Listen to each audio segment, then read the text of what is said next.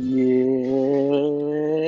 here we go. It's your boy Triple J here with the NXT recap. I'm here with my fellas on the panel, Mr. AKA himself, Mundo, and my guy, shit, it ain't no Mac.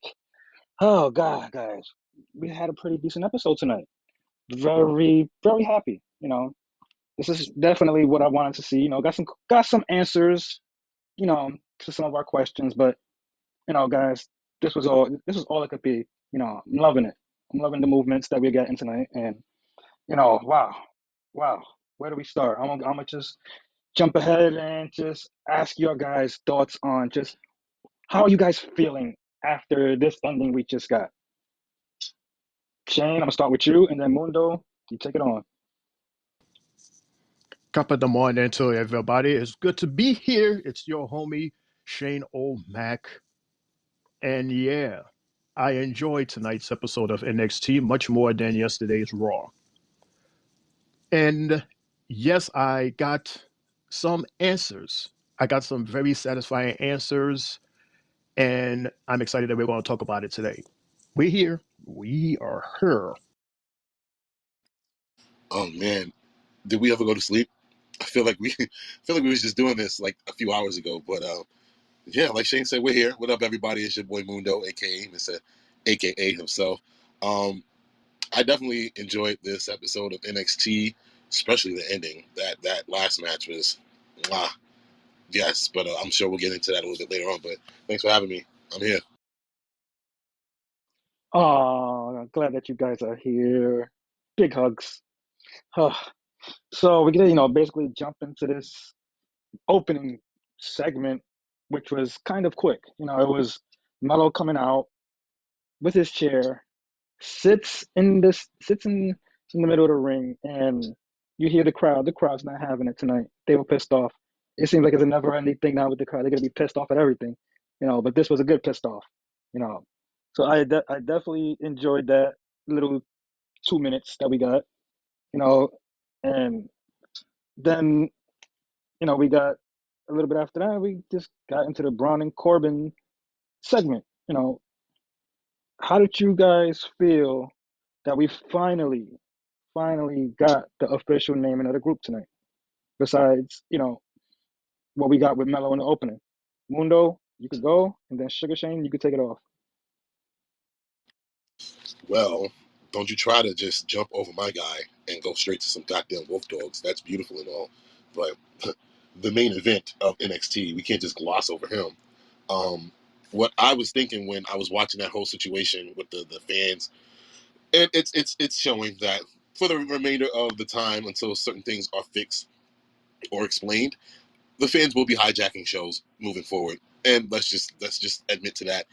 And so yeah, that's one thing. I mean, the chants between "fuck you, Mello," what is it? Another one that they were doing was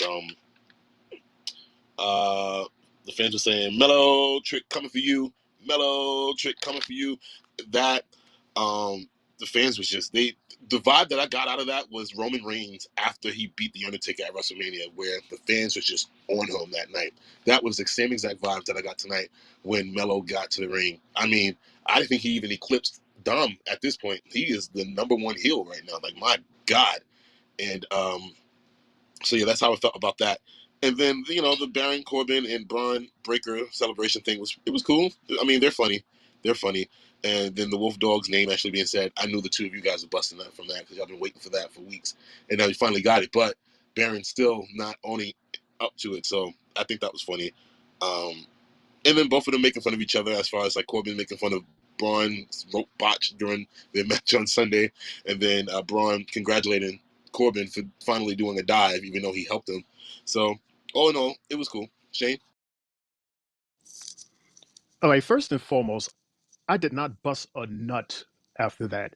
I did say, "Ha, I told you so," and then on the chat I said, "See, she said it. She said it." That's all I wanted was somebody from outside of the Wolf Dogs to say their name to make it official. Because we already knew since the PLE on Sunday that they was going to be officially like Wolf Dogs. You So sure? You sure, Shane? Because before you said that, you said it was a big old "whoo," and then you said what you said. So I took that as you know. You know what, MC Hammer? Can't touch that. All right. Go ahead, my brother. To answer the questions, yeah, that opening, yeah, and I said it that the WWE Universe is pissed off right now. We are just angry and just pissed off. And I see that this is definitely going to carry on to SmackDown. Without a doubt, it's going to carry on to SmackDown. And yeah, Mello was just like, you know what? Not yet, not yet. Which made us even hate him even more. It's like, okay, you sat there the whole time just to sit there and say not yet. So now we got to wait even longer. Damn, I hate you. I hate you. And Des, I think the reason why we hate Mello more is because I don't know, Don had his reasons of being evil. And then Mello, because of the fact we invested so much into him, and for this to happen, that was more of a blow, at least to me, than what Dom did. I don't know. But in terms of that opening, I like that opening. It was short and straight to the point, and it left us on the cliffhanger wanting more. And again, congratulations and officially welcome the Wolf Dogs to NXT. Hopefully this would continue on rather than Brock going to Raw, Breaker, excuse me, going to Raw or SmackDown. We don't know, but so far it was an awesome opener. Right. I definitely, I like what you guys have said, both said and everything. This was definitely, one question we got answered, but we still got left with like a hole in the middle of it, because we're still not knowing whether or not we could, you know, get an official word of where Braun is going. So, that's still to be continued, which is, I guess, good for business, as they say, you know? And to me, those jokes that they were actually telling on each other were classic because, they're classic a-holes, as they would say. And it worked, because he was like, he looked at his forehead. He was like, how's your forehead? You know, and then for him to say that Braun's comeback was, I had to help you, off your first ever dive. Like, I was in the chat with y'all the other day and I was like, wait a minute. Is this the first time that Baron Corbin has actually dove? And it seems to be true that it was his first time diving through the ropes, over the ropes, which was hilarious. You know, guys, can one of y'all play the voice notes?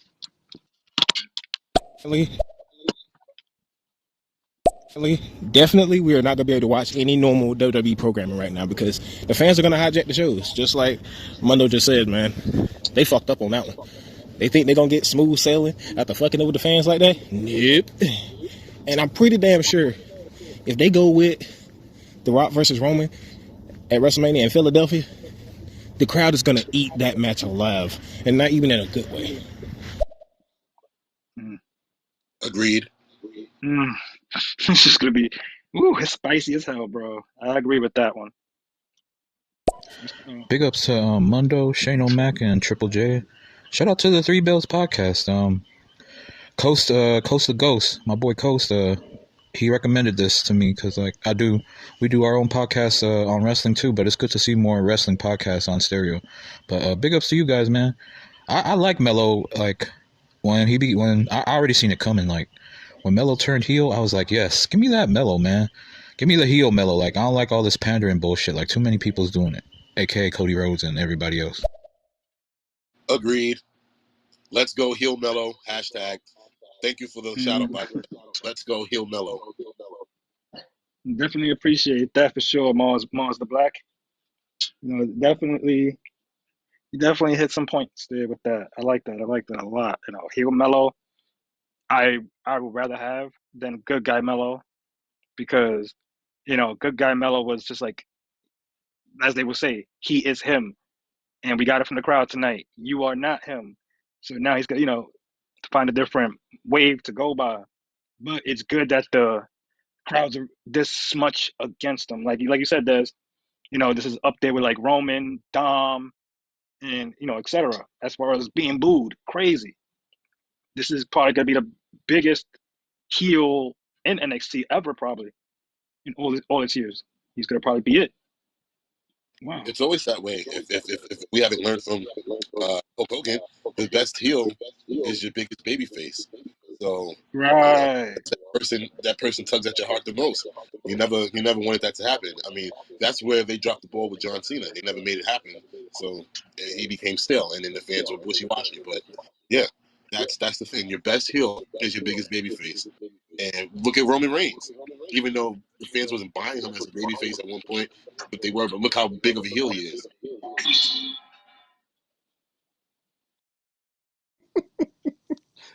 What? Yeah, you all right over there, Jay? What's going on there? Is that like the Little Rascals Tamarine band you got playing back there? No, my dog just threw her water bowl right by my door. Oh, I thought you was making some type of sound after Dez. Oh Lord. Oh gosh. Look, you She's got to get not, the Bill show. on Always make a, normal shows, my dog always would be make an barking by appearance. now. Always making an appearance on the show. Stop it, dog, stop it. If she ain't barking, she's doing something. But Jay, I guess while we shuffle some papers, I'll play the new voice messages that we got. Go ahead. What's going on? It's your boy Quavo. Holla at your boy Quavo. The Destaker Ranger on stereo. What's up, Three Bells Podcast? What's going on with you fellas?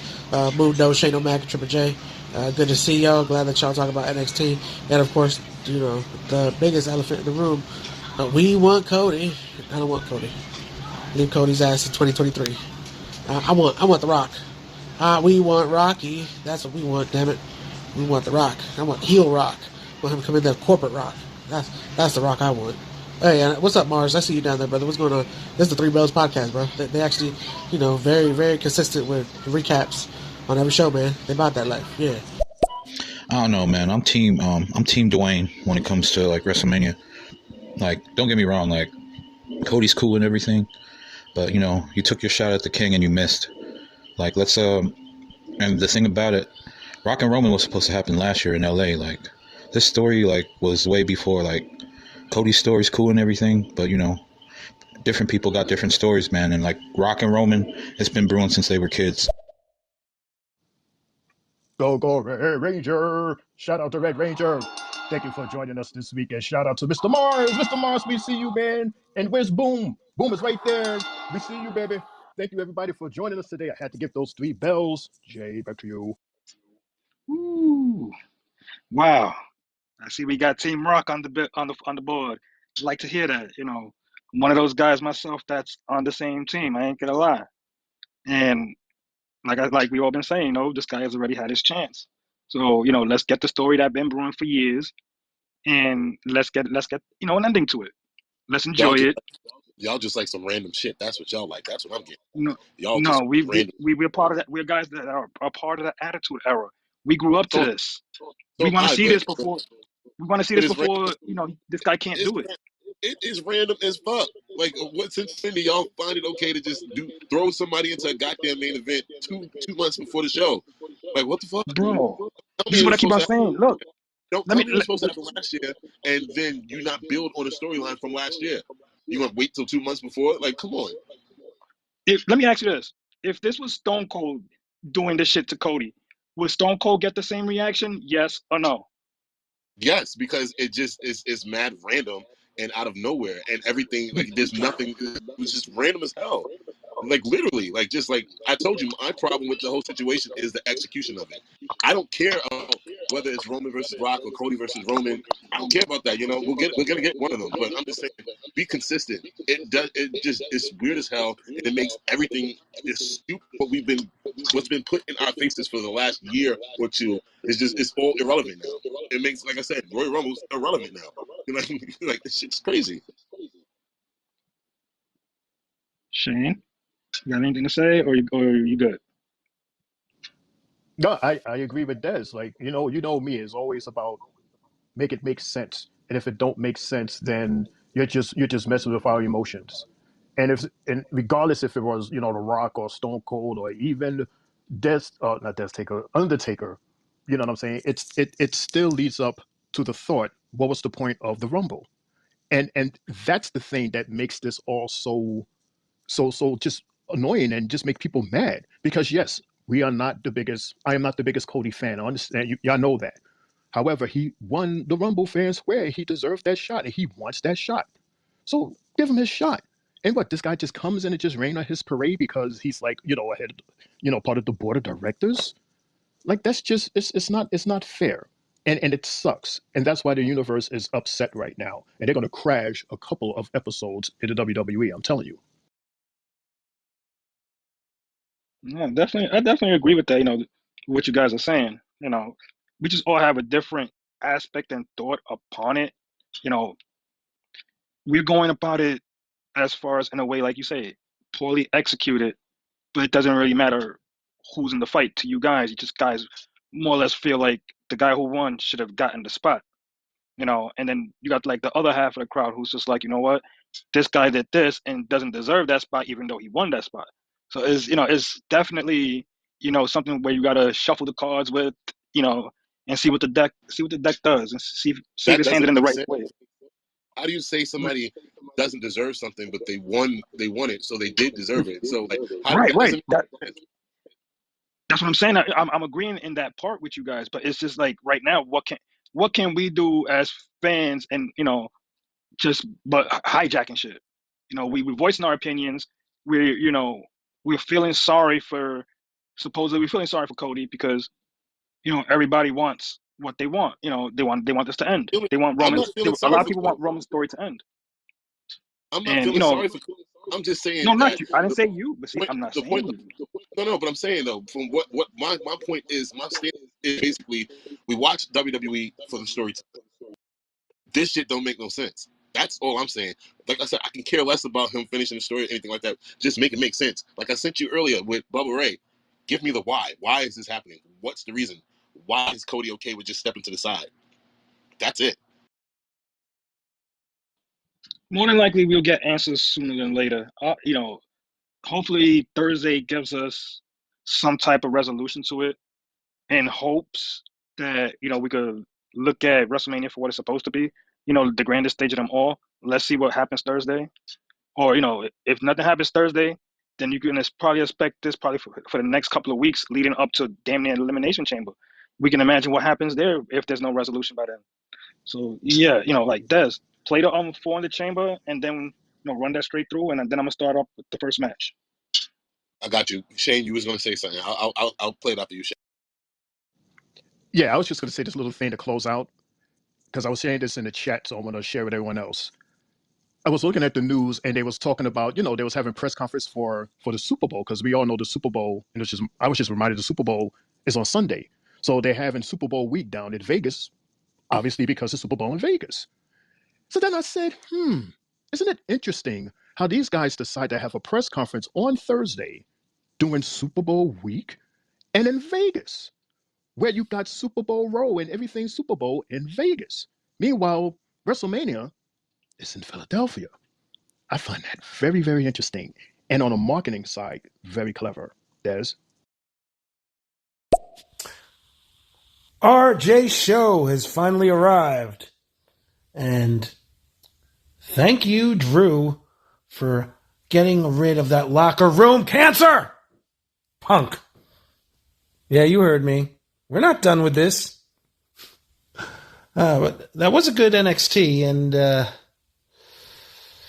I'm thinking, man, Trick vs. Mello at the next live event, premium live event. Stand and deliver. That's what I'm thinking. Real quick, that was something that I called. I said that was gonna be Melo's swan song with NXT. I feel that he's gonna eventually, he's gonna lose the match to Trick and then make his transition to the main roster. Adrenaline in your butthole. You lost your chance at WrestleMania, bro. The Rock has come to take your chance away. You thought you were going to complete the story, but nobody gives a fuck about that stupid story. And especially since you couldn't get it done last year. Whoa. The Rocky said, I'm sorry, not this time, Cody. And he walked out with a sad look on his face. Cody Rhodes. Go on, guys. Bye, Cody. See you in 2025 or 2030. One of the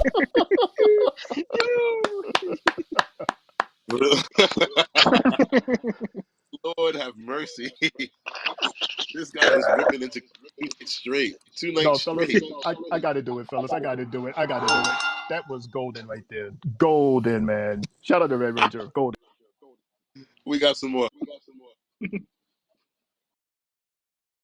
You gotta go by like what's been happening in the background for the past like 3 years. Rock and Roll was supposed to happen in 2022. Vince blocked that. Then in 2023, Vince blocked it again. Not only did Vince block that, but Vince is the one who messed up the Cody win at the last minute. Cody was supposed to go over at last year's WrestleMania. Vince messed it up when he came back. So now The Rock finally has like a seat at he's at the table, the real table. I feel like Cody fans too, y'all just want to ignore that Rock busted the head of the table promo in like January, and y'all just chose to ignore it. I mean, he asked the question, and that was pretty much it. That's still nothing compared to what we've been watching over the last 2 years. So anyway, Cody won the Rumble. Cody gets to face one of the champions. I knew they were going to put Rock in there with Roman, but I thought originally it was going to be Cody versus Seth or whoever's going to have the belt. But, I mean, Elimination Chamber is going to set the stage for Mania, to be honest. You want to know why Cody's okay with stepping to the side? Because he knows what's good for business. He knows what's good for business, and he said, you know what, Hunter, as long as you let me finish the story, I don't care when the story gets finished, as long as you guarantee that I can finish the story, that's all that matters. And Hunter was like, all right, Cody, you'll finish the story, but we're going to have to time this out right, because we also need Roman to close out Hulk Hogan, so that way our brand looks blemish-free, and we're good to go. You saw they already got rid of Brock Lesnar. Come on now. Cody, 2025. I've been telling y'all, 2025, Cody Rhodes. so why did he win the Royal Rumble? Anyway, Jay, let's not let this hijack your show like it hijacked Raw last night. No. We could get that back to that at another time. I appreciate the guys, and their feelings towards this match and everything that's going on with it. But I'm gonna jump into the first match we officially got, which I thought at the beginning I thought the family was gonna come, as probably all of us thought. Once the Wolf Dogs had called them out, and when we got this tag team match, I didn't expect Frazier and Axiom against Blade and Anofi. Ah, what a match! Great display by both tag teams. I enjoyed it. And what I can say about it is overall, it delivered what I was expecting. Made me think of other guys differently now. What were your guys' thoughts on seeing these four jumping jacks in the ring? Shane, I'm gonna start it with you, and then Mundo. I was sitting here saying, I am so glad that I am not drinking or drunk because I would have gotten seasick and threw up out the window with all of these bodies flying around and all of this running around back and forth. It was like a high speed car video game with so much movement and action going on. Not saying that I hated, I loved it, but it was very in your face. It was a lot to put in to digest. Shout out to all of them, and shout out to this Idris and Malik guy, and even the audience like Malik. They was chanting his name, and they was delivering. And yeah, I like these guys. These guys, Aegis and Malik, they're really growing on me and showing, how good they are as wrestlers and what they are willing to do to to definitely win us over. And you definitely won me over tonight. I say kudos to them. It was a very good match tonight. Des? So Jay, I'm assuming that the thoughts that you had on this team a few weeks ago when they were facing Trick and Mello have changed. After what I seen tonight, they fought 10 times better than when they fought Trick and Mello. This was a totally different side I didn't expect, and the fact that the crowd was behind them, that made me open my eyes. Like, oh shit, they finally started chanting Malik the Freak. I was like, oh shit, since All when? right, I didn't ask you to steal my segment. I just asked a simple question. That was it. I want to go. So yeah, basically they got a chance. They got an opportunity besides being in the back and talking, and they impressed. They impressed all of us. Impressed the fans. I think even in a losing fashion, that was impressive as hell. Like you said, the crowd started calling Malik the Freak. chanting that, once you get the crowd behind you, it's over. That Spanish fly from the top rope was incredible. Incredible, clean, no mistakes on that one.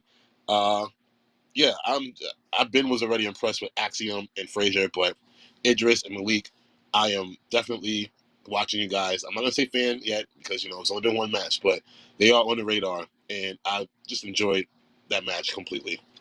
Jay, You definitely right. Saying on the fact that that Spanish fly was wild. I definitely like that move, and then the running suplex that Nathan Frazier did, and then Axiom, not the running suplex, it was like a 360 flip, and then got hit with the golden ratio across the face. I guess that was their finishing move or whatever. That was fire. So that was nice. You know, and the right guys won the match, but we seen what happened at the end of the match, and the Wolf Dogs did what they had to do: get in there and let them people know we're the big dogs here now. Somebody else gotta step up. So hey, stop interrupting my show. Sorry, everybody. My dog's trying to hijack the show. You see, she's another pissed off fan over there on the other end. Sorry, guys. But yeah, during that time, the family came out, and you know, does it seem like we get our match now, our title match between them two? Do you think these guys are gonna come out as the new tag team champions? And you kind of heard from the family that they did say, they called them Wolf Dogs when they accepted their challenge. So this is official, solidified. The names of that. Who do you guys feel comes out on top? And is this gonna be something that we're gonna see now for weeks until Stand and Deliver, or you feel it's literally at their next little PLE that they're gonna have on TV in a couple of weeks? Shane and then Mundo. I'm sorry. Are you asking about the family and Wolf Dogs? Yes. and why Shane always got to go first? I always got to be the second one. God damn it! Jesus, Destin, you go. That way I would know what question I'm asking. I'm answering. There you go, Des. Jesus. I'm sorry. Mm. I do believe that this. I can see it going. We said yesterday that we didn't want anything to be rushed with Braun, and we wanted the situation with Braun and Corbin to last longer. It's only been a month, and they got us all hooked. So I can see a situation. Maybe they do win the tag titles next week, which bounds them, at least Braun, to be on NXT weekly still because he has the belts. And as we've seen, NXT championship belts are on the other brands as well. So I can see them going until Stand and Deliver. Again, same way I feel with Melo, that'll be his graduation. I think it might be the same thing for Braun Breaker, where if they have the titles until then and lose, Braun will then sing his swan song and head to whichever brand he chose to sign with. So that's my take on it. Again, the name is cool to me. I think you guys made more of a bigger deal about the name than I did, but yeah, I can see that happening. Shane. Yeah, the reason why that the name was so important to me is because it solidified Braun staying more as opposed to it still being up in the air as in a maybe or perhaps, or it won't happen because Breaker was going to go someplace else. But now that the name is official, the team is official, and they have a title match next week, which I think they're going to win. Oh, this dude, he's staying in NXT at least for a while. At least for a while. So I definitely see them winning. I definitely see them winning those tag team titles next week. I see it. Yeah, so we're gonna be hearing that next week then. And new tag team champions. Yeah, definitely. That'll be a good Speaking of way. new, you have messages. Mundo, can you play them, por favor?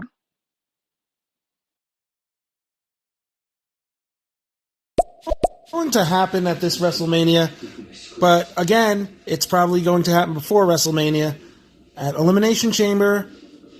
Do you guys forgetting that there's a pay-per-view before WrestleMania that's probably going to define what actually really happens at WrestleMania? Come on. You're saying Cody 2025, but let's watch Elimination Chamber, okay? And then we'll know what's actually happening. Real quick to comment on that. It was already announced that Roman won't be at Elimination Chamber, so that's why we're bypassing it as far as that whole story with him, Rock, and Cody. So that's why nobody's mentioning it. So yeah, let me play the last message. Lexus quickly winning his match tonight. Keep your eyes on Lexus King because we got a future champion right there. I could We see weren't that. on that match. No, he's just saying in general, the guy, Lexus King, he has potential. He has potential, but again, it has to make sense as to how he gets his hands on the opportunity in order to get it.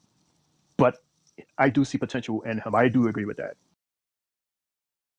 He's Brian Pillman's kid, of course. He's a second generation wrestler. Come on now. Of course. He got that swag. Talking about Brian Pillman and the family and Lexus King, and guess what happened today? Their family finally got the rights to his merch now. They've been granted that, I've seen his daughter post something saying, something finally to commemorate my dad's legacy type thing. And, it took 27 years to get it. So now WWE is going to start selling Flying Brian Pillman's merch again after all these years. So let's see how that plays out. Ding, ding, ding. Haha. So that leads us into like a little quick segment before we went on commercial. And it was Jay, Ilya. What? don't you what me? I'm just doing my job. You assigned me to What? do, apparently. You have a message, someone who's never messaged us before, and I wanted to play it before you got back into the show. Is that okay? Yeah, go ahead. Come on, you got to pay attention to those red dots. Okay. Come on out, you rapist!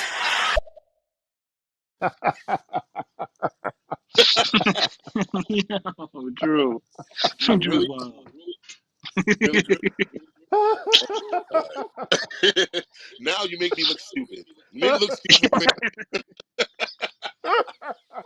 Yo, Oh what my the?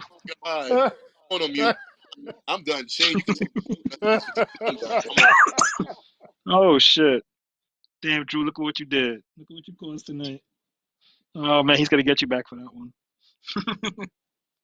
I'm not showing up to work this weekend. I'm gonna get him back just like that. Oh shit! Oh man, Des, you got. You guys, I'm staying out of that. That's MTA business. And I'm gonna call out early enough so he'll get a partner. So no breaks for you.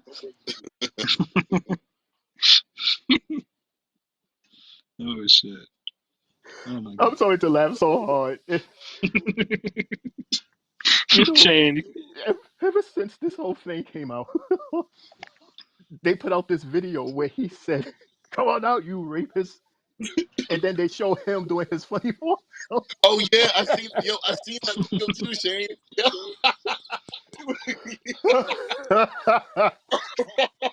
He came out.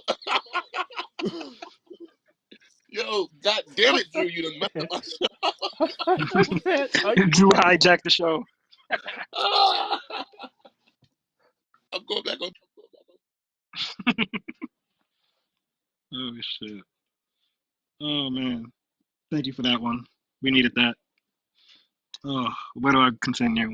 Alias coming into the building before they went on commercial, and the reporter tried to speak with him, and he was like, "Nah, I don't want to speak to you. I need to, talk to Mello." So as they are coming back from commercial, he comes to the ring, and he's talking his talk about the match that he had, and look at what we have here. Good old Dijak appears, and he's basically saying, basically coming out saying that this guy is obsessed with Trick and Mello. And I was kind of surprised that Dijak, of all people, stepped up to Ilya. I was like, wait a minute, you fresh off your victory from Gacy yesterday, and you come in to challenge the champion? Are you bugging? Like, no, this story's not supposed to end that way with you and Gacy. Don't think you could have just bypass this guy. You know, what were your guys' thoughts literally during that segment when Ilya was talking and got disrupted? Mundo, you can go first. Okay? Okay. Oh wow, really? Me? I get to go first? All right, let me check off in my box. This is the fourth time in about 8 shows. All right, cool. So with that being said, What? You did that to me last night when we had got Lawan on the panel. You had me last 2 times in a row. because And I had to wait, like 20 minutes to answer I because wanted I to, counted it on my clock. I was on the but clock. the reasoning is I wanted to start with a three bells panel person and end with a three bells panel person. And most of the time, the questions were geared mainly towards you, but I wanted to hear Hey, their doesn't first. hey, Is that okay? if that's the case, then I should have gone first. But no No, shit, no say that Shane. You know, I would rather finish I just off didn't with want to you. go last Hey, twice. And then look at you I now. would rather, Why I gotta go like I said, last? if I have a topic or a question dealing with Nia Jax, I would rather hear from you last because you're the biggest fan of hers, and I would you have all the time you want without having to worry about passing it on to somebody else. Okay, Mister. Now we can get to answering my question, por favor. I done forgot the goddamn question now that you done Oh, interrupted me with your petty shit. What the hell was that about? Like really? oh God. No, it was about Ilya. How do you feel about Ilya's segment and Dijak hijacking it? Well, my initial reaction, and I wrote it in the chat to y'all. I said, I wrote no, Sean. This feels a little premature because I felt that this, like you said, the story with him and Gacy wasn't finished yet. That was a one-off. That the way they fought each other didn't feel like it would be a one-off. I thought that it would be maybe one or two more matches after that. So I wasn't sold on it at first. Let's hark back to what I said at the beginning of the show about that match that they had. But anyway, uh, but the segment did end very good. I mean, that Jack punched the shit out of this dude, and I believe he punched him. It wasn't a pulled punch. He punched him and busted this motherfucker open. It wasn't fake or nothing like that. Like we normally see with their mouths and stuff. He punched him, and like they had the perfect camera view of his knuckles and fists connecting with his fucking nose and his forehead, and I was like, oh shit. And I think we realized that actually happened, which is why they didn't let them come back, and fight again like they would normally do when security's involved. But I was like, holy shit, Shane, my guy, your turn. Yeah, it was the same way. Like that was like an actual connect. Like there was no air in there. That was skin to skin. That was knuckle to nose. And then there was blood. I was like, yeah, now we're cooking. Now we're cooking. But again, I said, what is the connection? Where is this coming from? Again, got to make sense to me. But then apparently they have some history together. So I said, okay. But again, you have beef with someone else, and now you trying to pick another fight with somebody else while you still got this guy behind you. That was kind of weird to me. But I guess this is their way of moving one step forward. I don't know. Shane, would you like the long version of what you just asked, told by Jay? Or would you like the short version of what you just asked, told by me? I have a feeling I'm going to get a long version about both of y'all. No, no, not for me. I don't have a long version. I mean, it's up to Go you. What do ahead. you want to Go hear? ahead, Des. Go ahead, Des. Do your thing. Go All ahead. Talk right. about it. So basically, Shane, after Mm-hmm. the whole feud with really Jay, don't make me laugh. But after the whole feud between Mello and Dragunov, Dragunov was moving on from that, and Dijak came out and was trying to challenge him for the the NXT title, and then he got jumped from behind by Baron Corbin, which started a feud between the two of them, and then everybody went on their own little merry way, which led us into Vengeance Day and everything of that nature, and Dusty Cups and all that stuff. So they were getting ready to start a feud, but Baron Corbin came and interfered, and it became something that was between the two of them. And I believe Baron Corbin and Dijak had a match, and then Baron won, and then he took on. So yeah, so on and so forth. But yeah, now Dijak's coming back into the picture because Ilya is still the champion. Thanks, dude. No problem. Cowabunga. Mm-mm-mm. That was a good Okay. segment. Yeah, I had to say cowabunga since the way y'all were talking. Yeah. But after all of that, literally, we got Calendars. Calendars sold out, we say. Someone didn't jump on the calendars because they were sold out in 30 minutes. Shane, you heard that from the girls tonight. They sold out. There's no way to get them now. And you're saying all of that because. You needed to get your four walls, your four corners covered, as you were saying. And then you wonder why. Hey, hey, you was the one advertising these calendars for us, and you were the I spokesman mean, for it. good for them that they was able to sell out in a half hour. How was I supposed to know that? Like I said, I was on the line. I was online like 11 o'clock. I guess that was way too late. So I get them the next time around. True, they'll probably do the magazines down the line. We never know. It might be the same way as the old school way. So let's see if there's a alternate to this. But after that, we had that little, I don't know, that Von Message. Wagner talk. You want to play the message before we go to the segment? Let's go then. Let's take it away. Come on out, you rapist! Well, there he is. Let's take a place because the chairman of the World Wrestling Federation. Oh, it's some bullshit. Them calendars sold out in 30 minutes. The show wasn't even over, and they were already sold out. This is some fucking bullshit. I want my calendar. I want my fucking Chase Root calendar. Women Chase Root calendar. Damn it. My sentiments exactly, Red Rangers. Oh shit. Oh shit. Like, yo, after that calendar shit, we got the Von Wagner segment in which I was like, yo, what the fuck are they doing with this guy's character? He's been there for years trying to figure out himself, and now they got him in the backstage. I thought that promo was just retarded. But as I was telling you guys earlier, my thoughts on it, I feel that Von Wagner is going to wind up telling his manager that the kids are his and not, his managers. I got a feeling, it's just gonna be hilarious down the line with that. And then, literally after that, we got another match, which is Riley Osborne against Lexus King. Very interesting matchup because Dez during Vengeance, you seen that they were basically beefing in the back, and we called it and said that was gonna be a match this Tuesday, and we got it. So, Yes, you know, sir. we got it. It was served. So on this one, I'm gonna ask Shane, what were your thoughts on the match, and do you like what these guys that displayed in the ring tonight? Are these guys impressing you, or are they letting you down? I mean, they're not letting me down. It was okay. It was okay. That's all I'll say. It was okay. Quack, quack, quack.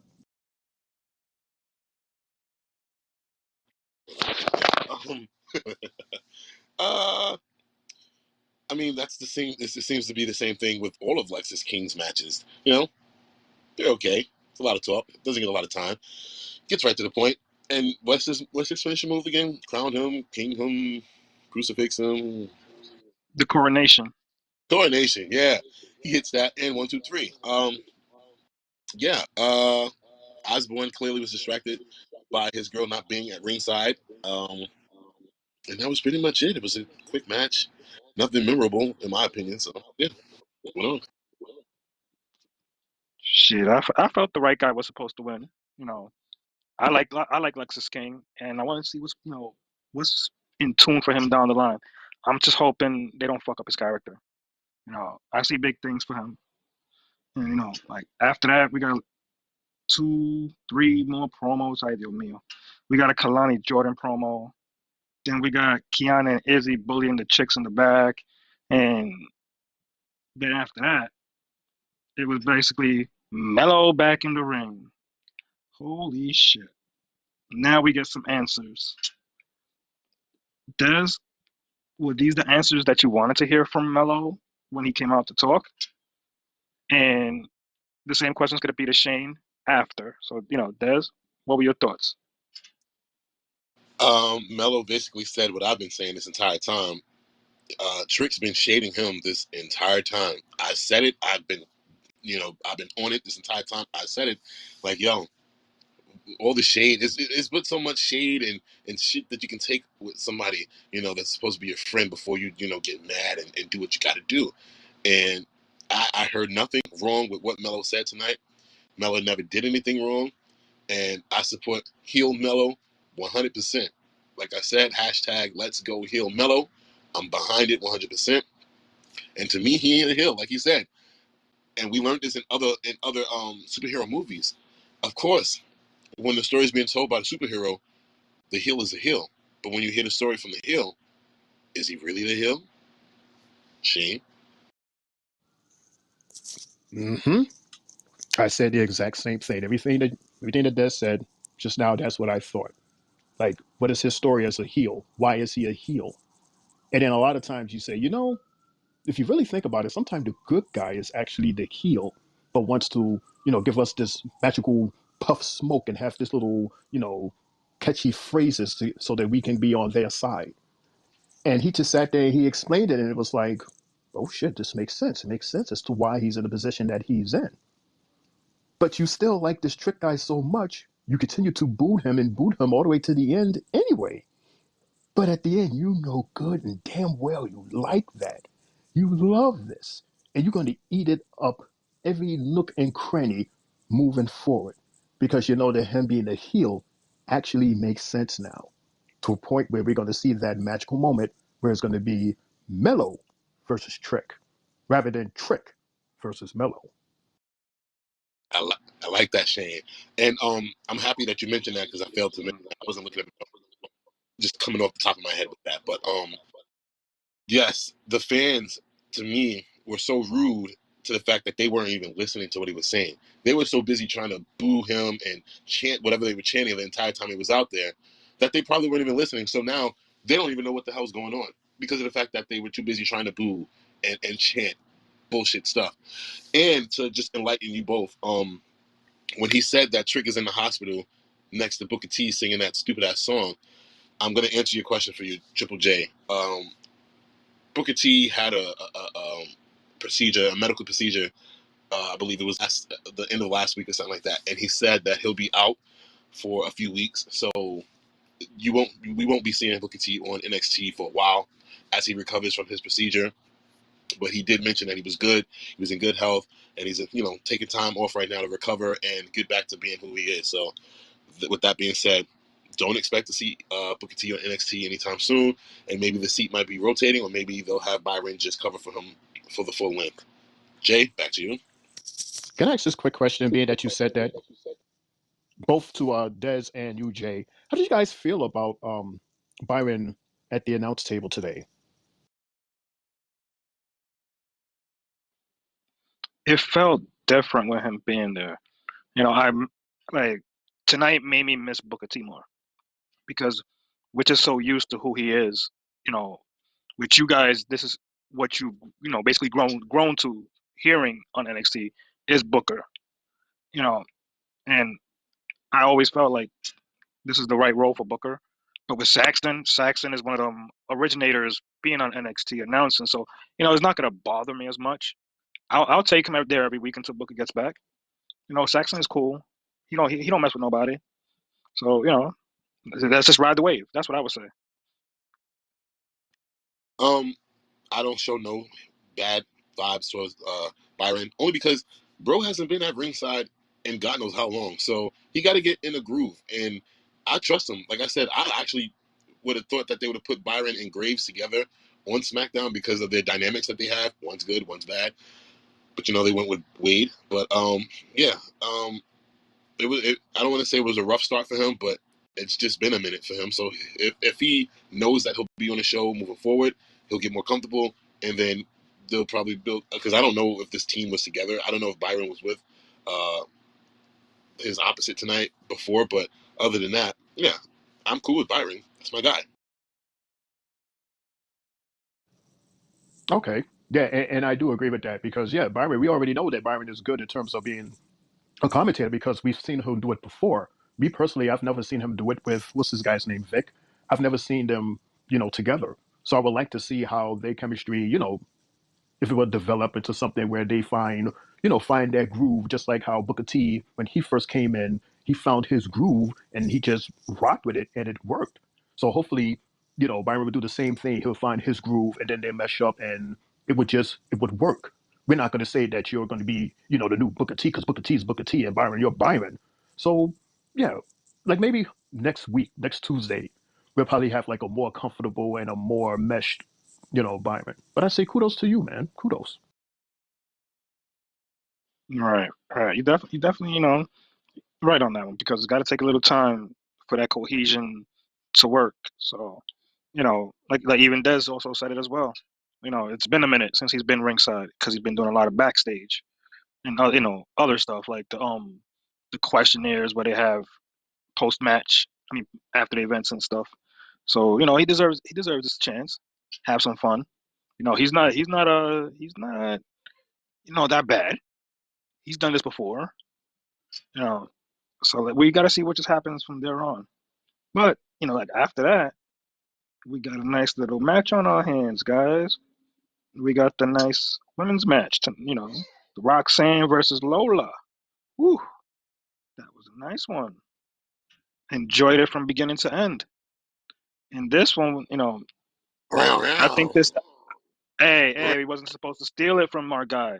I learned from the other night not to say it before him. You sound It's like in a So, my bootleg cassette, dude. it's in my notes. oh man, you see, Shane, look what he's doing, Shane. I think I'll just go to you first on this question because But you know no, no, you love women's wrestling no, no, as no, no, well. no.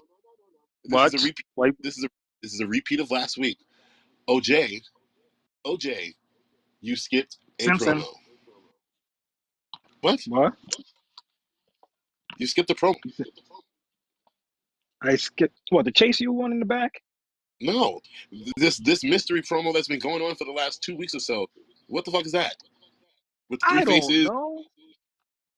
Look, I'm bro, confused. you talk about every other promo on the goddamn show. So you over the one. Sorry, I can't pause it and write the words that I'm seeing down on the screen. You don't need Sorry. to. It's the same words every I week. But the thing is like, who the hell are they talking about? It's obviously a new person coming to the NXT team, but who is it? Let's speculate a little bit. We'll just gloss over it. I will have to look at. I will have to literally put the commercial on TV and read the words so I can know more of an idea. Because just by seeing this part that says the three faces and then the other part I can't remember. Says is It's this person everybody has three faces. One that they show to their friends, one that they show to their family, and then one that's just basically that they know of themselves. I mean, that's what it said. And then you hear footsteps in the background. So I'm just saying because I don't know. I don't know how this stuff works with NXT as far as like them bringing new talent and stuff like that. I don't know. I know how it works in the main roster. Most of the time, it's somebody coming back or something like that. So I don't know. I'm intrigued by this. Maybe I'm wrong for even bringing it up and stopping the show. I apologize. no, you did the right thing, but the thing is, I didn't write it down because that little, I needed to just like really stop it, write it, stop. That's just me. Like you said before at one time, that's just some things you skip by. So until I get until I get proper positioning just to stop it and write it. I apologize for that on my end for not bringing it up because it is important eventually and to the point where we get to see that next character. Only thing I could think of that, I maybe could think it's Bo and just the fact that they talk about family in it. So that'll be my first and only thought is him. I Other actually than the agree. rumors, other than the rumors of I agree. Okada and other guys, I think this has to be Bo. The font is what might give it away. What do you think? There was something like a little something at the end of it. The way it went off gave me like Wyatt vibes. The way it just Font clicked the off. font the font is written similar, like in the sense of like a Tales from the Crypt type of situation. That's what I'm saying. Like that's what might be giving it away, if anything. And not just that, Right. just the overall presentation, like you said. I didn't even think about Uncle Howdy or Bo, but yeah. See, bro, look at you. Ay, coño. Shane, As any thoughts on that little vignette? Nope. Ay, Dios mío. This guy. So, you know, the women's match. Shane, I know this is your match. You could give me your full insight, por favor, and let me know what was your thoughts and the beginning, the end, and did it deliver for you? Yeah, we knew this was coming since the PLE when Roxanne jumped Lola, at backstage for interfering and basically costing her the chance to win the women's title. So yeah, tonight, that was a damn good match. There was some round scenes in it. See, that's how you're supposed to say it. Say it in Shane's voice only. There was some of those, and there was an interference. Of course, we shouldn't have been surprised that that happened. But all in all, the match was a damn good match, and the right person won. I say congratulations. It was one of the top matches of the night for me. It was, and this is far from over. Far from over. Well, yeah, my thoughts on this match was first off, when Lola came out, in my notes it says, "Wow, Lola, just wow, bruh." Like, god damn, man. Second, she looks really different without having that contract in her hand. It was like very glaring. It was like, damn, she looks weird. Um, my next set of notes was the highlight that she put that big old fat ass in Roxanne's face, and I wrote yum yum. But Yum yum. Oh my God. but Drew, I know you hear what he's saying, Drew. He said yum yum. Hit him with the yeah, yum yums at work. he trust me, he will. He'll just randomly blurt it out somewhere. But after that, I definitely wrote that this was a hard hitting match. Roxy definitely gave her more of a fight than Elektra did last week on NXT, and I was very impressed. We already know that I love Roxy and love everything she stands for, and she better had won this damn match because of the fact that Lola cost her the women's championship on Sunday. So I'm happy with the outcome. Tatum coming down with a referee and an expired contract was hilarious because she's just delusional as shit. But it did distract Lola, which cost her the match, and Roxy hit it with that good old pop rocks and got the 1, 2, 3. So hey, shit happens, Lola. You're beautiful, but my girl won. Back to you, Jay. Yeah, kudos to Roxy for the win. Yeah. You already know who I was going for. I wanted Lola to gain some momentum, and it seems now with two L's in a row, her shit is drowned down the back. Like damn, she's gonna be pissed that continuously Paxley again interferes in this match.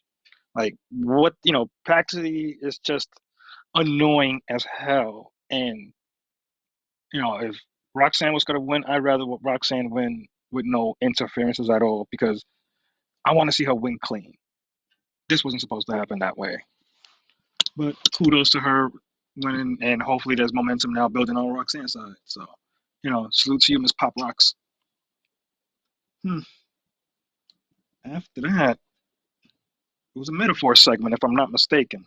That's what I have written down. But yeah, we have metaphor in the back talking as far as with the girls going after Henley and her homegirl that she got under her wing at the moment, and you know, and then I guess the ladies asking damn, I forget his name. Noam Dar. She asks Noam Dar about what does he want to do. As far as with the challenge coming from Von Wagner when Von Wagner talked. Him, like the rest of us, were like, ha, yeah, right, type shit. You could just see it by Noam Dar's attitude, the way he carried himself on it, and that literally led into the match where we had got Henley and Ren Sinclair against Lash, Legend, and Miss Jackson. And wow, great match to me. I think Lash Legend being on display the way that she is and the way that she's winning her matches. I think she's gonna be a primetime player one day. You know, she just gotta get out this gimmick she's in with this group, and the development is there. I like what I saw from these four women all around, and with me in the women's division, I'm excited for what the future holds with them. Des, what were your thoughts on that match with the ladies? And then I'm gonna go to Shane on that one.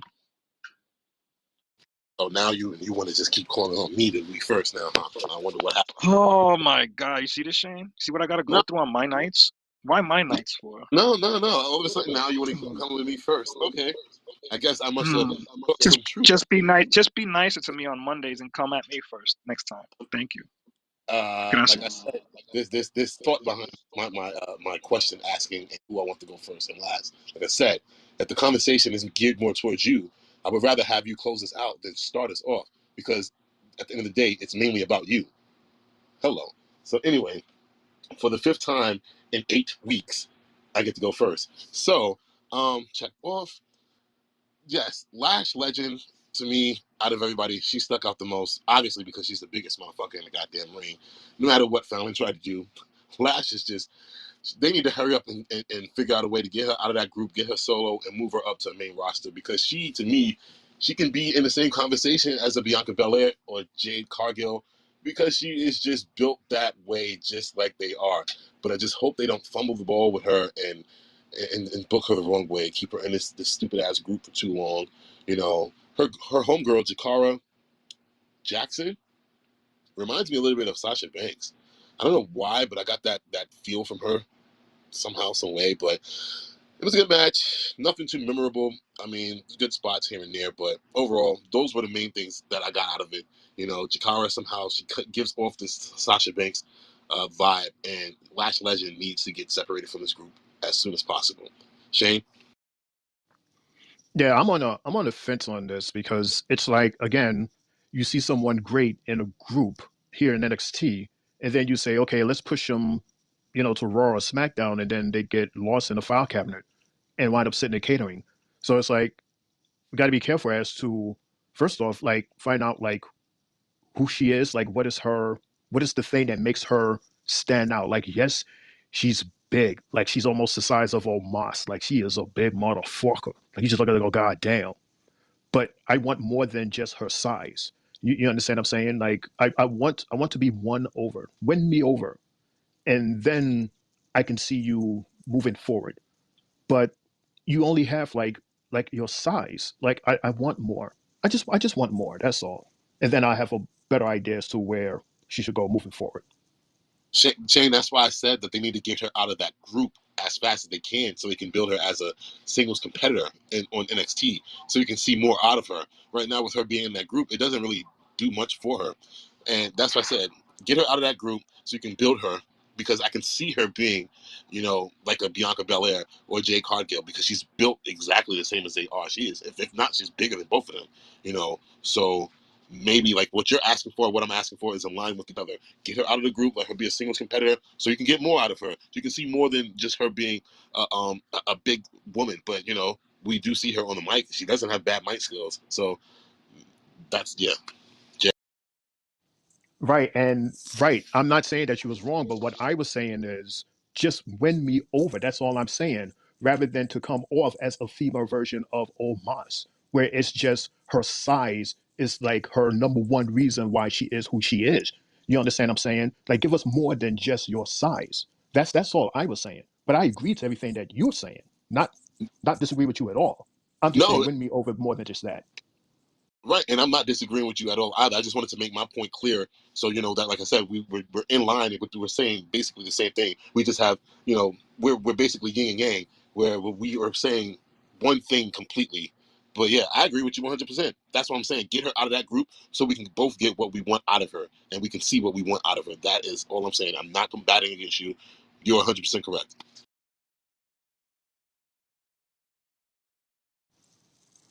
All right, I'm going to say it Oh, then. Yeah, I'm good. Jay, back to you, Jay. oh God, Jesus Christ. Oh, damn. Are you taking a After shit or that, something with you? no. My dog just came and ran right under my bed. She ran, opened the door, and just ran under the shits. That whole bang literally just having like shits. Because any moment I'm gonna get the wolf. So trying to prepare myself ahead of time. But after all of that with Lash and everything, and I agree with you with what you guys were saying though about Lash. You know, she got to go her separate ways from the group, and let's see whether she could be a prime time player in the game. And bam, Sasha Banks. Wow, that's new. I would have probably thought the vibes that the way she looks would have probably been like Naomi's homegirl, maybe that Naomi had back then. I always forget her name, but wow, make me think differently now about her homegirl, about Jakara Jackson. But we haven't seen anything much from her anyway. But after all of that, shit, that power bomb was crazy. I'm not gonna lie, But That was like a we choke had slam bomb, right? that shit was crazy. It looked like she probably was gonna like they didn't mean to choke slam, but said fuck it, I'm gonna just put you in a power bomb behind it because that shit was nice. I was just like, damn, if that's gonna be her finisher, then go ahead with it, girl, because it looks good. It looks good on you. Then after that, we had a segment where Briggs and Jensen were in the back, and Jensen was more or less, letting Briggs know, like, bro, I need you and Fallon back. I can't be on my own. And Briggs grew balls and just put him up against the wall, and I was like, what? You gotta tell your own bro that? Like, you tell him the truth. Like, look, if we can do it, you can do it. Stand on your own 2 feet and grab and get your own balls. Get a match out there. You know, I felt that was a nice little powerful segment from Brooks and Jensen. Maybe we get to see them two clash at their next PLE that they're gonna have on a Tuesday. Maybe we can see that happening between them. You know, and hmm, we had Miss we had Miss Jada Park. We had Miss Jada Parker after that. I'm not mistaken, right, Des? I want to make sure I'm not jumping nothing, but it was the Jada Parker talking to Ava in the back, right? Uh, Yeah, you right. know, I you think know, so. I don't really write down promos like that, but yeah, if it leads into,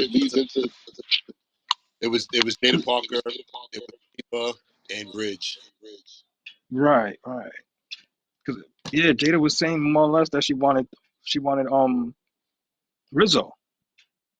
So it seems like they're gonna make that match.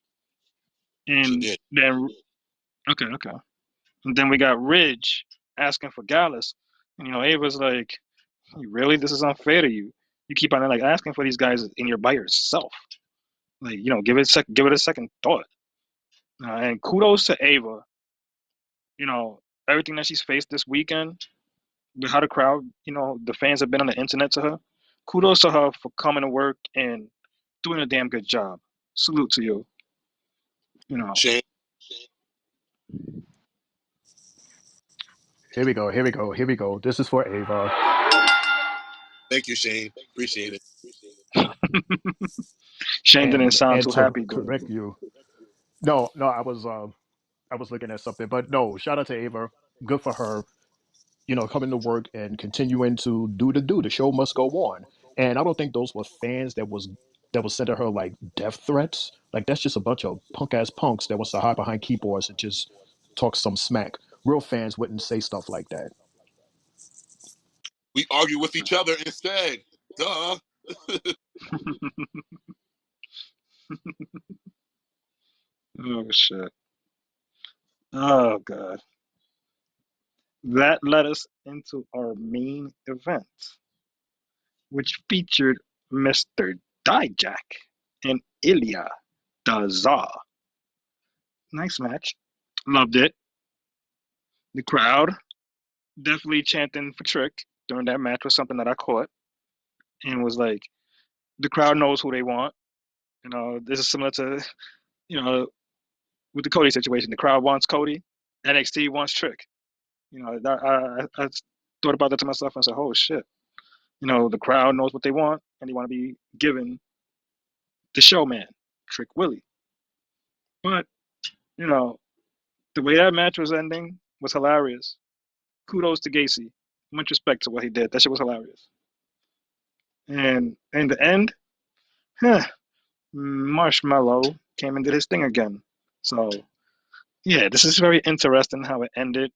And since we got our Friday man, Shane, going Friday, I'm going to go into this with Des first, asking him his thoughts on this fight, the crowd, and how did you like the end with what happened? And then Shane, the same to you, since you're the Friday guy, and Mello more than likely shows up Friday. So to be clear, you didn't ask me. You're not asking me on my thoughts on the match, or did I mishear you? Yes, the thoughts on the match, and the crowd reaction, and the end when, such and such happened. Well, the crowd reaction happened within the match, so it's the same thing. So anyway, on my checklist for the sixth time in 8 weeks, I get to go first. So with that being said, that was a hell of a goddamn match. My God, uh, Dijak completely proved me wrong when I said what I said when they went face to face in the ring earlier in the night, because god damn, that was a hell of a match. I mean, a slugfest. In the words of JR, that was a slobber knocker. That was an intense match completely. To me, imagine Shane, imagine Jay. If Dragunov was maybe 3 inches, 3 feet taller, like that, he fights like a goddamn big man. Like, he is a heavy hitter. And then Dijak was a heavy hitter tonight too, because we've seen his match on Sunday, with the no disqualifications and all that other stuff. But I mean, this was a regular match, and that shit was intense as hell. Those chops that they were throwing, oh my god. I would have. Oh my god. I don't know. I would have started fighting somebody if you gonna chop me that goddamn hard. Like, god damn. And that big boot that Dijak hit Ilya with. My god. Like, again, it was just like the fist to the face. It was nothing pulled. That shit was spot on. And you saw the reaction of once he got hit, the body reaction in slow motion that they gave us. My god. And then to the fans, the fans were saying, "This is awesome." And then they were like, "Thank you, Ava," right behind it. So obviously she did something right. The fans were enjoying it. I enjoyed it. And then, of course, the end of the match was Gacy appearing for the second time, from under the ring. Now he's giving off between Bray Wyatt, Mick Foley, and now Doink the Clown situations. I don't know with this guy, but he cost Dijak that match. But I was very, very impressed by both competitors tonight in that match. That was, to me, match of the night. And it finally NXT ended with, without it being so stale, because the last 3 weeks there's been questionable endings for them, but tonight was perfect. And then Jay, you asked me how did I feel about what happened after the match too. Yes, sir. Okay, well, somebody's waiting. But I loved it. I loved what I saw after the match. You goddamn right. Mello, do what you got to do. Attack this mother effer, take him out, and get your belt back. I loved it. Like I said, hashtag let's go heel Mello. All for it. Shane, your turn. I said this on Sunday when Dragunov had his match against Trick. I was shocked then, and I was surprised again tonight. And I like the fact that he's this size with all of this power of a guy that is, 3 or 4 inches taller than him. Because you look at him and you'll say, oh, okay, he's just, a regular fighter. He'll give like an okay fight. But this dude, he definitely delivers. And he's the NXT World Heavyweight Champion, so he's proven that. He's proven that like every time he's in the ring now. And I like it. And I love it. I like it. And the fact that these two, Drag and Dijak, they have some history. So this match tonight was more personal. It wasn't just a guy going after a Drag because he has the title. There's some history there. There's some making up we have to do here. There's some revenge in here. There's a lot brewing inside this pot of coffee. That's why we on this high from that match. This Casey guy, man, shout out to him for being crazy and just adding that element of surprise. And we have no idea where this guy is going to come out and do something. And it has that little Doink the Clown punch in his face. Like that was hilarious. That was gold. And I like this Gacy character. I really hope they keep him like this, where he just pops up out of nowhere and does like the most unexpected things. And where do we go from here? Like these two, this Gacy and Dijak, they're going to keep doing their thing at the same time. Drag is going to continue to get even with Dijak. So don't forget, punched him in the nose. Well, I'm not done with you yet. This is just the beginning. It's going to be very interesting to see what these three are going to go through moving forward. Excuse me, four people because of the sucker hit that Mello gave to Drag on the back of the knee. So there's four guys here that's in this interesting mix. So all in all, I enjoyed this main event. It was a real main event, and I'm looking forward to see. I mean, if Mello is coming to SmackDown, I don't know why. Like, what is his story on SmackDown? Where you have this story here in NXT. I wouldn't be sad if he didn't show up because there's so much going on SmackDown. So we'll see. All in all, it was an awesome show tonight. Awesome show, Jay. Shane, I just want to interject real quick. Remember, he has a story going on SmackDown with Grayson Waller and Theory. So that's still something that's going on. But this new character of Mello being a heel, I don't know how that works now because they're heels as well. So we'll see, like you said. Yeah, that's what I'm wondering. Like now, how do you play it off with him on SmackDown? Do you hold him back since you just turned him heel, or do you still bring out a different version of him, or just have him completely stop with this beef against Waller and company? Maybe you end that and give him a fresh new feud with someone that's good, if that's the case. Maybe someone, Jay, talk to him. I got you. Remember, I'm still pushing for the whole Trick versus Mello situation WrestleMania weekend, and I think that match, definitely Mello will be a heel all the way through. But at the end of the match, once he does lose to Trick, to put Trick over for NXT, they will definitely shake hands and hug it out, and Mello will turn back to a face before he gets his call up to the main roster. That's my prediction.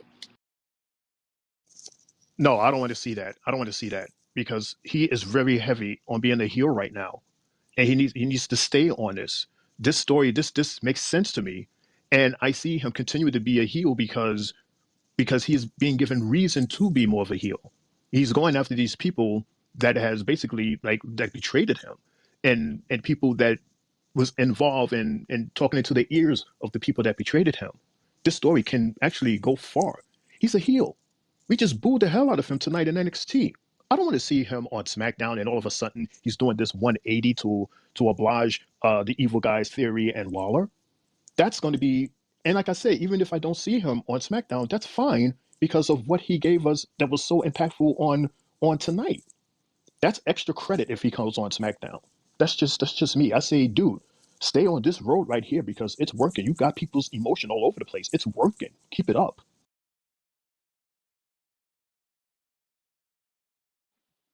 And I definitely agree with what you guys are saying. And with that being the last match of the night, wow, the stories are being told, and this is fun for the brand. I enjoyed the whole entire night. Love the crowd tonight. You know, oh, there's more to look forward to. Leading on the road to stand and deliver. So, do we have anything else to go on with for tonight? Like, pretty much everything has been covered tonight. And I have one question for you guys before we do actually just take this on the road to wrapping it up. What are I got something for you. your what? Yeah, What because I know you're is going to end the night. So before you do that, real quick, I don't know if y'all realized it, but thing. But what I wanted to something I noticed last night and tonight was WWE trying to control the narrative with the fans by pumping in their own sound to cover up the fans' chants. It was something that y'all mentioned last night, how y'all didn't feel the fans were too lively or whatever. But then I showed y'all the video of fans who were at Raw and telling us that they were chanting all night long, but on TV we didn't get it because they muted the fans out. And then tonight, when the fans were doing what they were doing against Mello, uh, somehow they pumped in like the extra booze, but obviously it wasn't booze from the fans that were there, because it sounded like boos from fans from a bigger arena, so it was contradicting it. But I get it. Again, they're trying to not let the fans hijack their shows, but it's pretty obvious. Like, it's so how do y'all feel about that? How do y'all feel about WWE trying to control that narrative of the fans' reactions? I'll start with Shane and with you, Jay, because it'll lead into your last question. Sounds to me like The Rock is not only at one table, but he's at another table with volume knobs on it.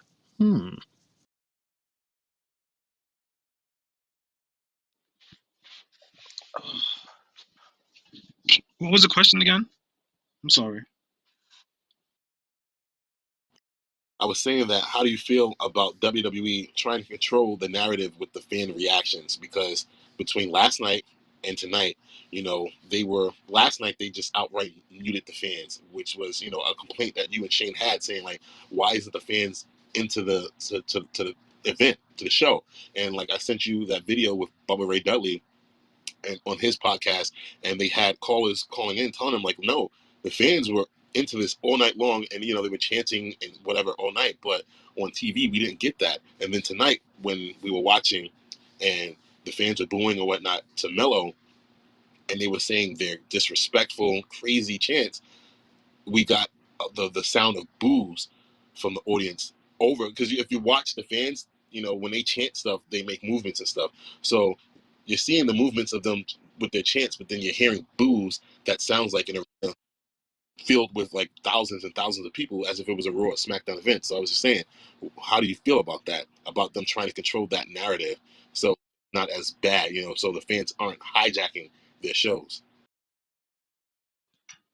Look, we got the answer to earlier on that, and I was pissed off because if normal WWE crowds, they don't do that like that to them, bro. This shit just reminded me of the COVID days where they just altered voices and crowd cheers and all of this and all of that.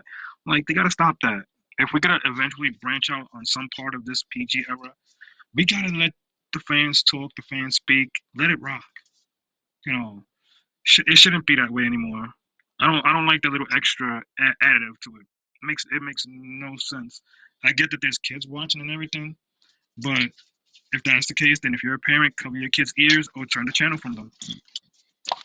But but but I don't even think it was just them stuff. It was them just completely just not agreeing with what was happening in the ring, and they WWE just tried to pump in just boos or whatever to cover up what the fans were really saying, and how they really felt. They weren't booing. Usually in situations where the fans are booing, you'll see them with thumbs down or boos, with their hands over their mouths, trying to make it louder.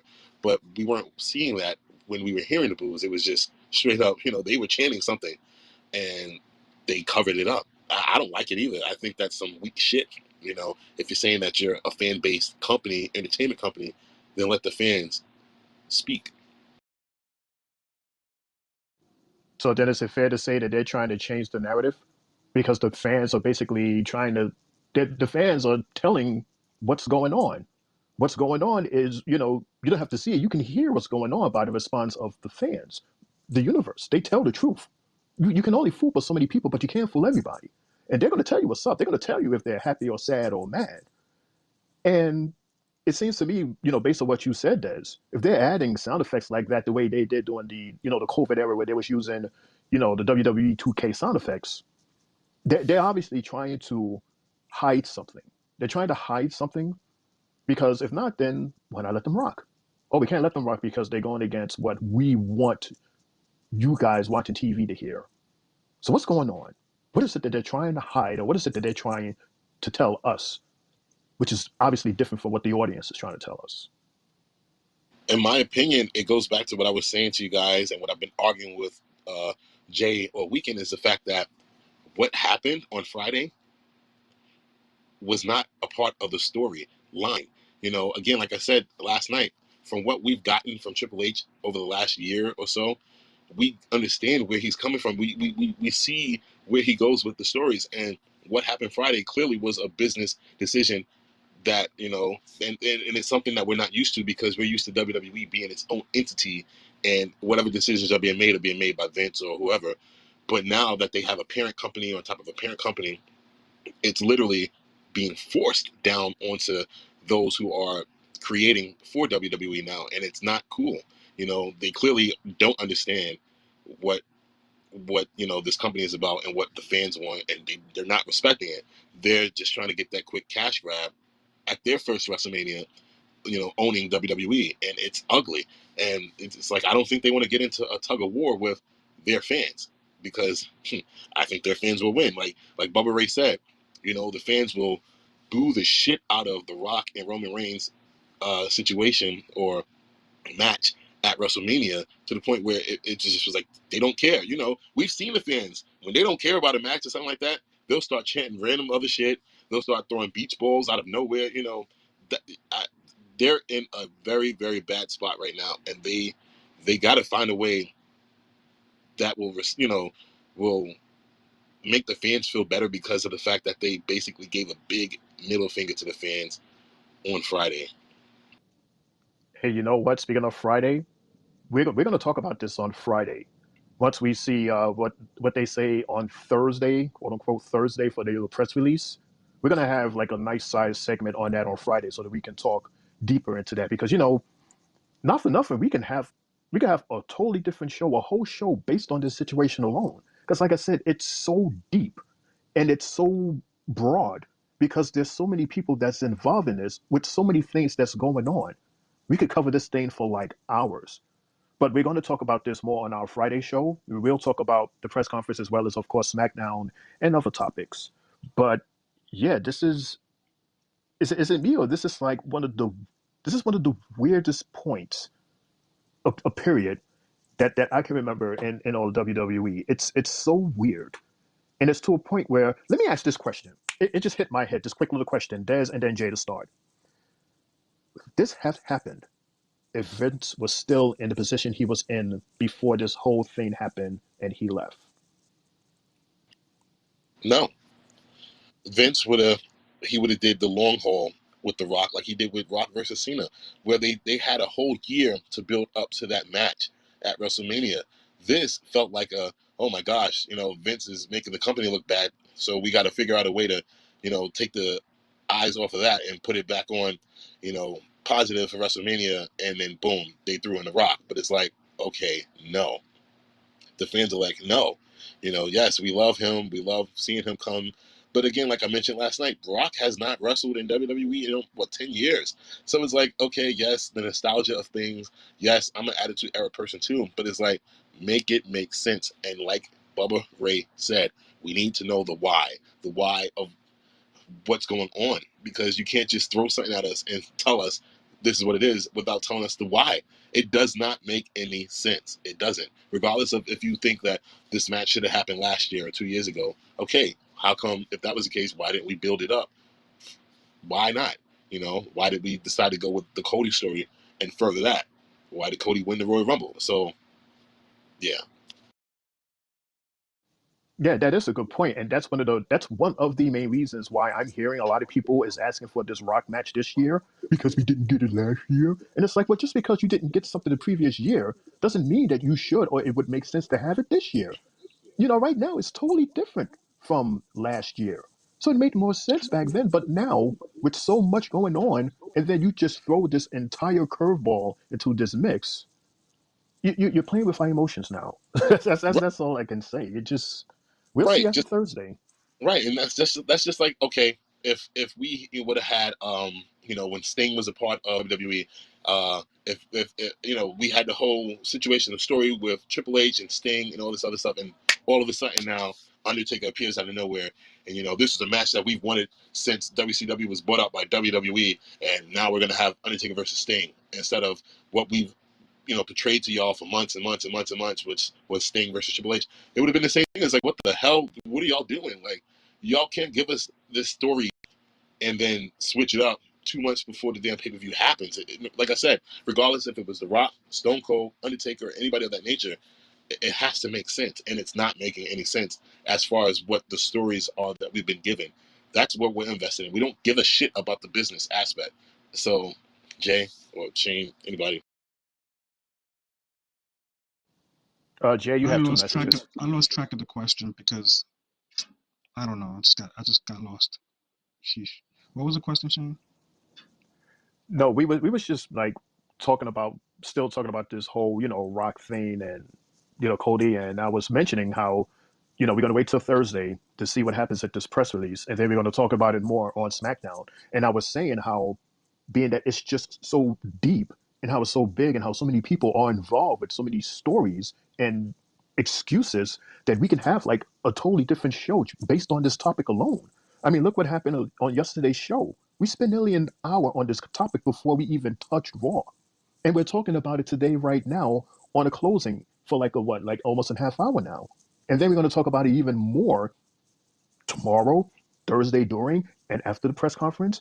And I'm sure we're going to talk about it over an hour, especially on Friday when we get even more information and more things to even talk about. Because the main thing is, just like Des says, and it's an obvious question, how are you going to make this all make sense? Don't just throw Rock's name in there and now you have all of these people that's buying tickets. Like, because it seems to me that they think that this is what's best for business. Yes, at the layer of the cake it may look like it does, but then eventually you have to get into the center of this cake. Is it still going to make sense once you get to the center? That's how I look at it. Because long term, you're going to have quite a bit of people that's going to be affected by this. So we'll see after Thursday. Hopefully, we will have a lot of answers to a lot of questions. And I hope it all makes sense. I really do. Hmm, shit. What I would have to just say about all of that is we just gotta stay tuned to Thursday, bro. Like my question that I was gonna ask basically just got thrown into this combo before I could ask it. Like I'm not even gonna lie to you because I'm just keep on thinking about Thursday, and we won't get nothing until then. So you guys are right. This is gonna be something we're gonna be talking about possibly leading all the way up to Mania. I can see something like this happening to where fans are gonna be feeling one way, another way. Then you got your fans that are in the middle. It's just gonna be a wild roller coaster, probably the most wildest roller coaster in their history as far as leading up to Mania. Because this Vince stuff, like Shane was, I mean, Des was saying before, but this Vince stuff never happened. Then where would we be leading to with all of this? Now we'll have to think about that. So I would say let's stay tuned to Thursday. So there's no question from you. That was my question was going to be was what are you expecting Thursday?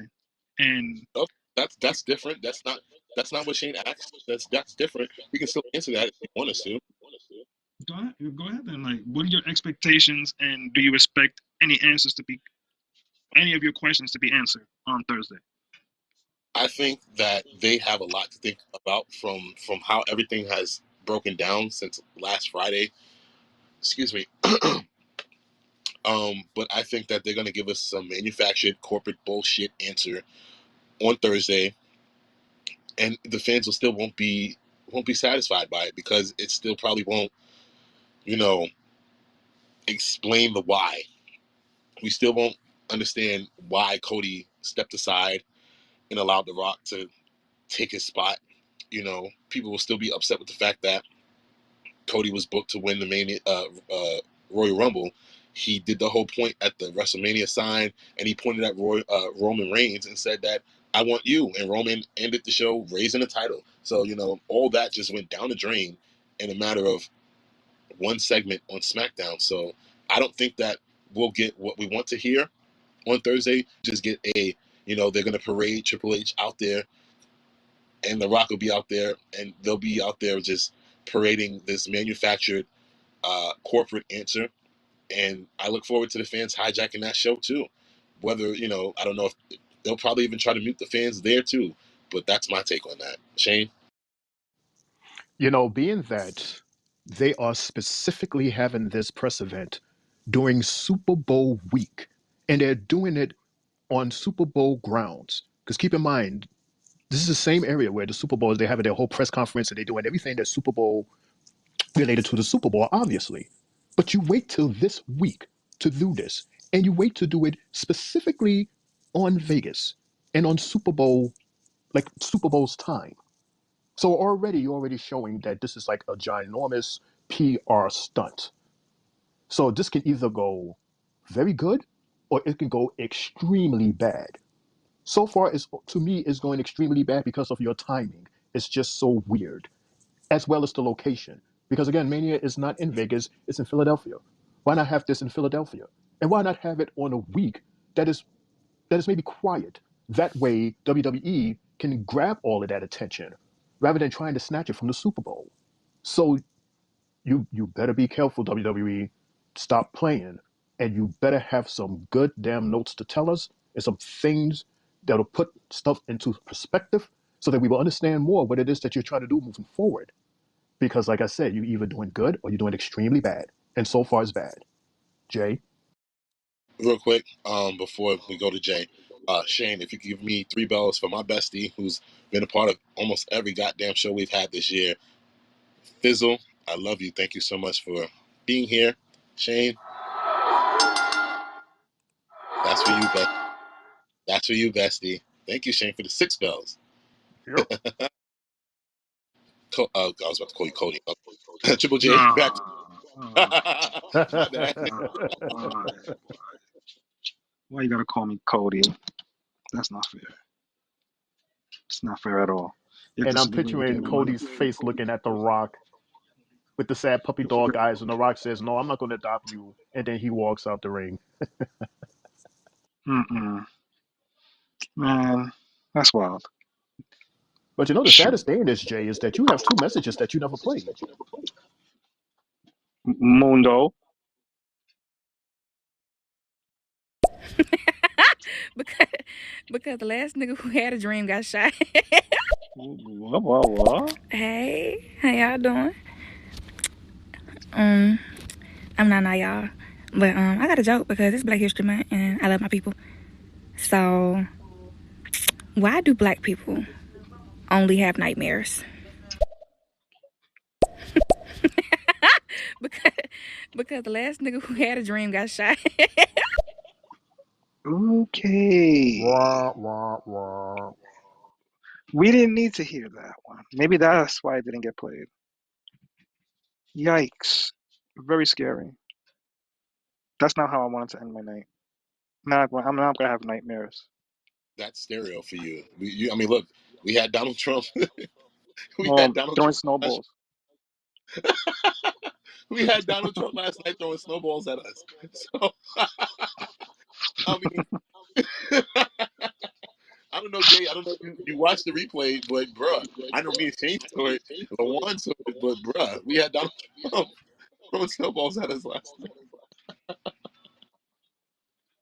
Bro, the way I was telling you, I told you on this cheap ass Android, I don't see the snowballs going across the screen.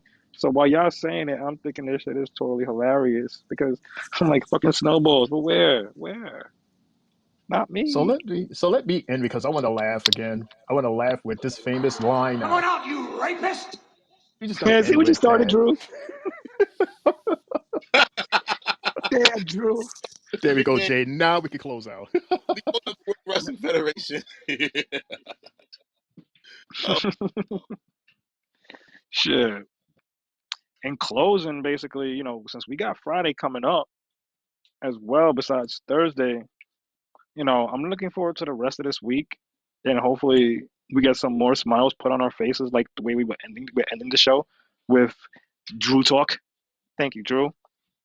Thank you to Bestie, that's Bestie, and thank you to everybody else that's been listening. We'll be back on here Friday with your host, Mr. Shane O'Mac. Guys, love y'all, bless y'all, and if y'all want to close this out, let's close it out. It's on you guys. Shane, you go, and I'll finish after you. Once again, it was good to sit down at the Three Bells table with the homies, Mr. AKA and Mr. Triple J. And we ask that you join us again on Friday for our SmackDown recap as well as news clips, and we're going to discuss birthdays, and we're going to discuss hot takes, and of course, we're going to talk about the press conference from Thursday. We're going to have that and a whole lot more. A jam-packed show, I promise you. Coming this Friday at 10:15. Or you can catch us on our YouTube page. We do have a YouTube page under the 3 bells. Thank you, everyone, for joining, and I will see you Friday. Good night, y'all. Des? Wrestling has more than one royal family.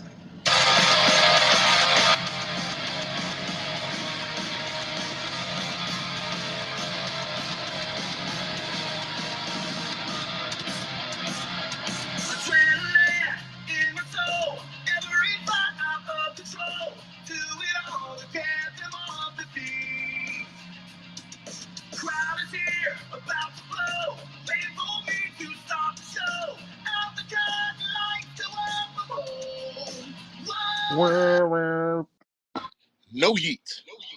Yeet.